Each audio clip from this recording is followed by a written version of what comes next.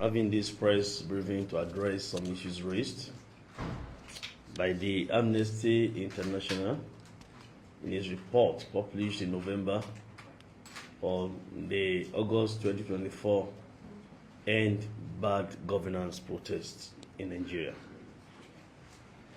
Recall that Amnesty International on the 28th of November 2024 released a report titled Bloody August, Nigeria Government Violent Crackdown on End Bad Governance Protests, where several allegations were made against the Nigerian police, including the killing of at least 24 persons in 6 northern states during the protests.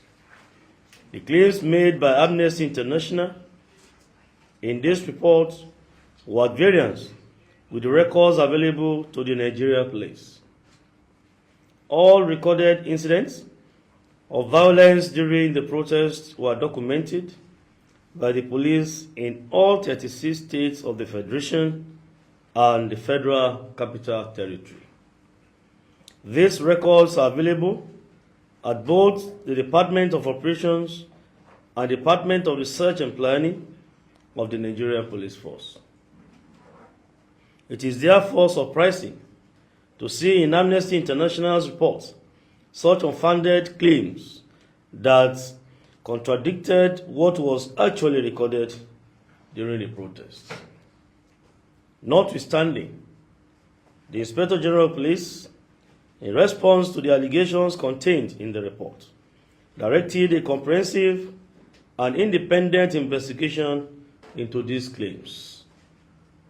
To this end, a special investigation panel was immediately constituted and given a deadline to submit its findings. The IGP also mandated commissioners of police in the states mentioned in the report to verify the allegations as they pertain to their states and to submit additional reports of the incident.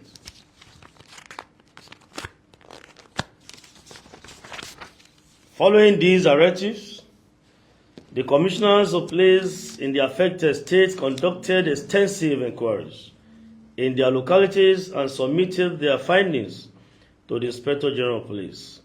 Copies of these findings were sent to the Special Investigation Panel. Furthermore, members of the panel visited the affected states and areas mentioned in the report, compiling their findings in a comprehensive document submitted to the Inspector General of Police, IGP Kayode Adeoluegbeto, PhD, NPM. This report forms the crux of today's briefing, where I will present a detailed investigation report addressing the wide-ranging allegations made against the police in Amnesty International's report. The verified findings, Borno State. In Borno State, it was established that the protesters were violent, engaging in widespread looting, pillaging, and wanton destruction of public and private property. For example, the Skill Acquisition Center of the United Nations High Commission for Refugees was looted and vandalized. The warehouse of the World Food Programme, located on Baga Maimalari Barracks Road, Maiduguri, was also looted, with several items belonging to the international organization destroyed and stolen by some of the protesters.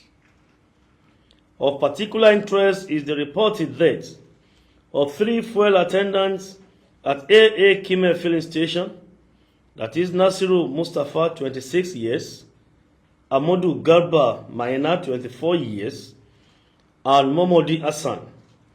Amnesty International claimed on pages 22 and 25 of its report that these 3 individuals died when a hand grenade was thrown into the filling station by a convoy of police vehicles. These allegations are not only false and misleading, but are also a clear attempt to incite the general public against the police and tarnish the image of the Nigeria police force in the eyes of the international community. For the record, the Nigeria police does not possess or utilize explosive hand grenades in its operations. Explosive hand grenades have never been purchased, issued, or utilized by the Nigeria police force since its establishment as a law enforcement agency. How and where Amnesty International obtained such information can only be speculated upon by mischievous minds. To set the record straight, the trial of Nasiru Mustafa, Ahmadu Garba, Maina, and Momodu Hassan, all staff of Kimes and Sons filling station, were killed by an improvised explosive device, IED, fabricated with a safety-free mechanism and planted at the filling station on Baga Road, Maiduguri, not at Bolori Junction, as Amnesty International claimed. Furthermore, these three young men were not protesting when they met their untimely deaths. In fact, they did not participate in the protests and were believed to have been killed for choosing to ignore the protests and continue with their lawful business. It should also be noted that the Nigeria police, based on credible intelligence, had warned ahead of the protests of terror elements planning to infiltrate the demonstrations. The protests in Borno on 1st of August 2024 witnessed 3 IED explosions planted by unknown persons at the following locations: Deribe Junction along Bulunkutu Abuja Road in Maiduguri, Kimen and Sons filling station along Baga Road, Maiduguri, and a residential area within Maiduguri metropolis. The police bomb disposal unit responded to these explosions, recovered evidence of the improvised explosive devices, and facilitated the evacuation of casualties to the hospital. For example, at Deribe Junction, the explosion left 3 adult males severely injured. That is, Guri Mohammed, 24 years, Isa Husseini, 20, and Ahmed Abdullah Yusuf, 24 years. At the third location, one Modu Jallo, 35 years, was injured in a residential house in the Madu Ganari area. Therefore, the claims by Amnesty International that the police threw hand grenade from a convoy of vehicles into a filling station, killing 3 persons, is a blatant falsehood, and leaves right-thinking members of the society dismayed at this reported falsehood by an international agency which ought to act in accordance with international norms and standards of fair and honest reporting of human rights violations in the country. Niger State. Amnesty International alleged that 3 persons, Yahaya Isa, 32 years, Mohammed Bukau, 38, and Musa Muhammadu, were shot and killed in Suleja, Niger State. This claim has been found to be false. Reputable sources in Suleja and Tafa areas confirmed that nobody was killed by the police in Niger State on 1st August 2024. It is instructive to note that Amnesty International's claim was based solely on an unverified and disputed report published in Premium Times on 18th August 2024, titled "How Police Killed Injured Protesters During Endbad Government Protests in Niger State." For an international agency to publish a report based on unverified local tabloid information is unethical. If Amnesty International's motives were genuine, it would have verified this information from local authorities before publication. Katsina State. In Katsina State, Amnesty International alleged that one Shafiu Mukhtar Ofilin Sanyi Kofa. Sauri Kassina, age 21, was shot dead by the police on 5th August 2024. This report has been fact-checked and found to be false. Reliable sources confirmed to the verification team that there was no report of any killing in the community on that day. There are also no records in police stations or hospitals of such an incident. Kaduna State. Amnesty International's report claims that on 1st October 2024, the police in Kaduna State killed one Abubakar Adamu Abdullahi, a 24-year-old tailor, by shooting him in the chest. However, from verified records, there was no protest in Kaduna on that date, nor was there any killing recorded. Instead, on 6th August 2024, during the protest, a military patrol at Samaru, Zaria, accosted some youths vandalizing public property. In the process of firing a warning shot, one Ismail Muhammad was accidentally hit by a bullet and died on the way to the hospital. The Nigerian Army immediately took responsibility for this incident, conducting an open investigation, arresting the soldier responsible, and visiting the family of the deceased. Amnesty International's report on this incident is a misrepresentation. In Jigawa State, Amnesty International stated in its report that 2 female citizens were shot and killed by the police at Adeja and Dutse.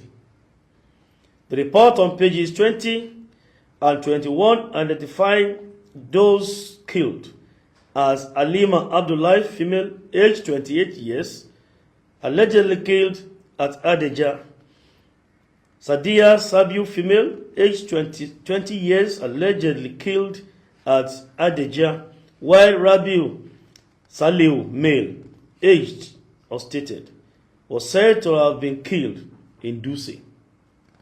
This report has also been found to be inaccurate and totally misleading.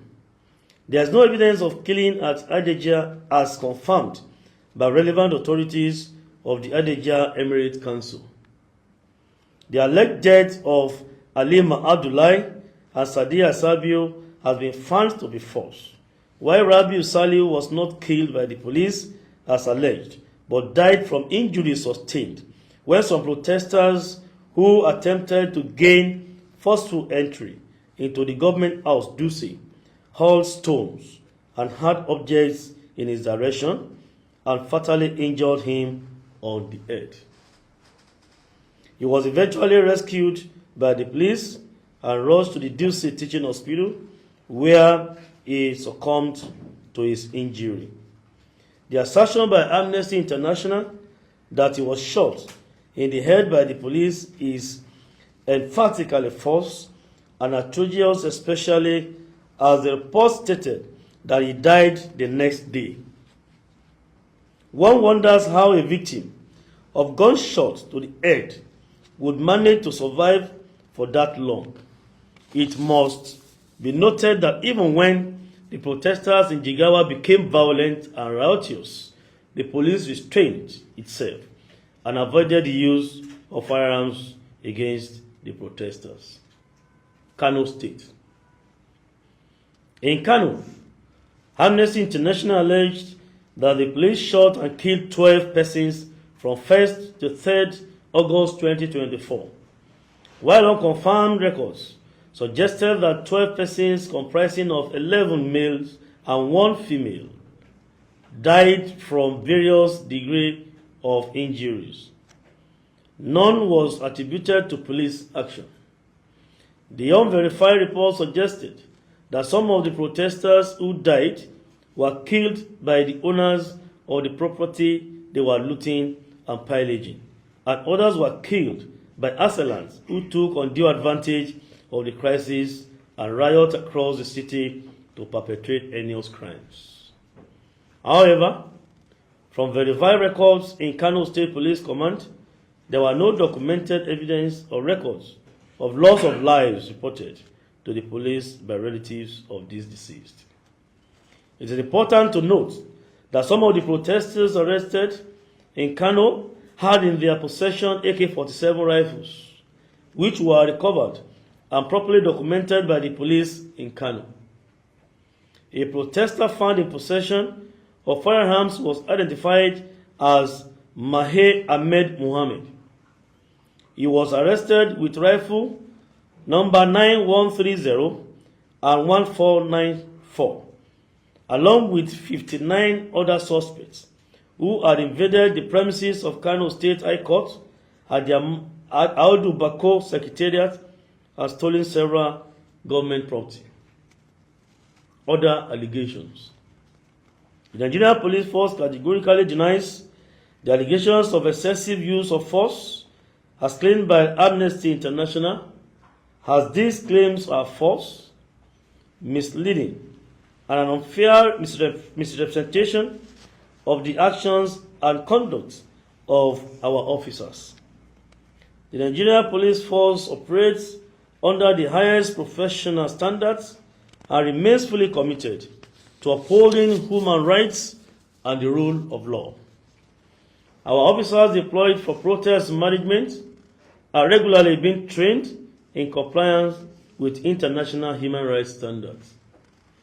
While the Nigerian Police Force respects and recognizes the constitutional right of citizens to peaceful assembly and freedom of expression, it is equally charged with the responsibility of maintaining law and order. During the End Bad Governance protests, police officers were deployed to safeguard protesters, protect lives and property, and prevent disruptions caused by infiltrators seeking to hijack the demonstrations.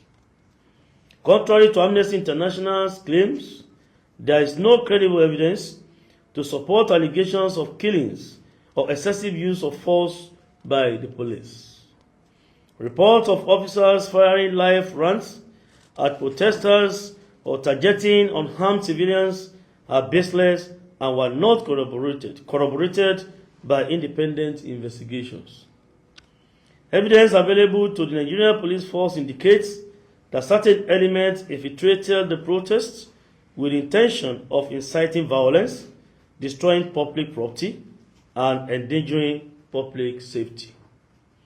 The police responded with minimum force without the use of firearms to disperse such disruptive elements in accordance with legal guidelines.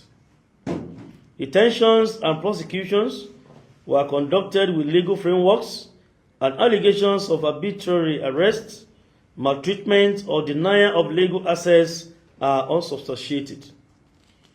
The report released by Amnesty International on the End Bad Governance protests in Nigeria is inaccurate and misleading. All international organizations that are independent of political and economic interests are required by ethical and international best practices to demonstrate objectivity, fairness, and balance in their reportage. Unfortunately, these qualities were missing in the Amnesty International's report. The Nigerian Police Force in this present dispensation, under the amiable leadership of IGP Kayode Adeolu Egbetokun, has demonstrated high level of professionalism in public order management across the country.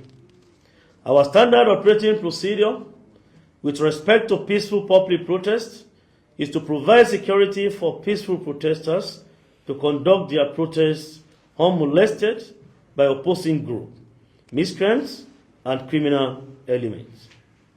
Most importantly, our commitment is to ensure that peaceful protests do not turn violent or endanger the lives and property of other law-abiding citizens. Where protesters begin to loot, burn, pillage property, and kill innocent citizens, including law enforcement agents, the police are duty-bound to halt the drift into anarchy using minimum force. Finally, The police will wish to draw the attention of Amnesty International to the recent decision of the United Nations General Assembly at the 5th session of the Human Rights Council held between 13th June and 8th July 2022, published in its report reference A/HRC/50/42, page 18, paragraph 81b.